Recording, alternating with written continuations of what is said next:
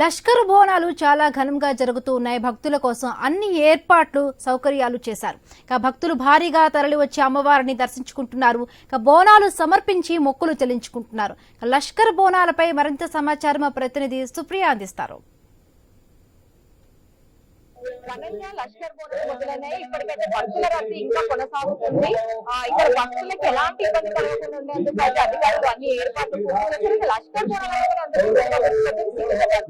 సికింద్రాబాద్ బోనాలు మొదలవుతున్నాయంటే చాలు 2-3 రోజుల నుంచి ఇక్కడ మొత్తం ఏర్పాట్లన్నీ భారీ బందోబస్తుగా చేస్తున్నారు అధికారులు. అయితే భక్తులు కూడా సంవత్సరాల లష్కర్ బోనాలకి వచ్చి ఇక్కడ దర్శనం చేసుకుంటూ ఉంటారు. బోనాలకి మాత్రం ఒక చరిత్ర, సికింద్రాబాద్ బోనాలకి ఒక చరిత్ర ఉందని చెప్పాలి.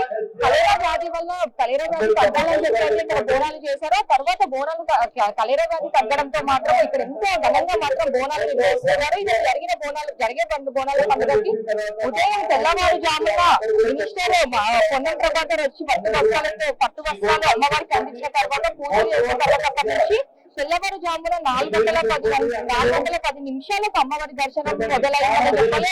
దర్శనము ఇంకా 2 రోజుల కొనసాగబోతూ ఉంది. వచ్చిన భక్తులకి కూడా ఎలాంటి కలగకుండా ఉండేందుకు లైన్స్ ఏర్పాటు చేశారు. దానితో పాటు 2500 పోలీస్ బందోబస్తు కెమెరాల వల్ల బోనాల పండుగ జరుగుతూ ఉంది. దీంతో పాటు వచ్చిన వాళ్ళకి భక్తులకు ఎలాంటి ఇబ్బంది కలగకుండా ఉండేందుకు public toilets, water agency, HMD ఏర్పాట్లు అయితే ఇక్కడ ఎంతో ఘనంగా పూర్తి చేస్తారు. ఎంతో ఘనంగా బోనాలు ఇక్కడ జరుగుతున్నాయని చెప్పాలి. అయితే రేపు అమ్మవారి ఊరేగింపు కూడా కొనసాగనుంది.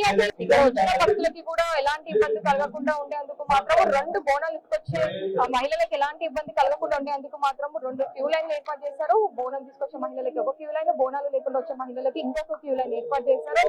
ఇక్కడ కూడా షీటింగ్ మధ్యలో మాత్రమే బోనాల పండుగ ఎంతో అద్భుతంగా జరుగుతున్నాయి.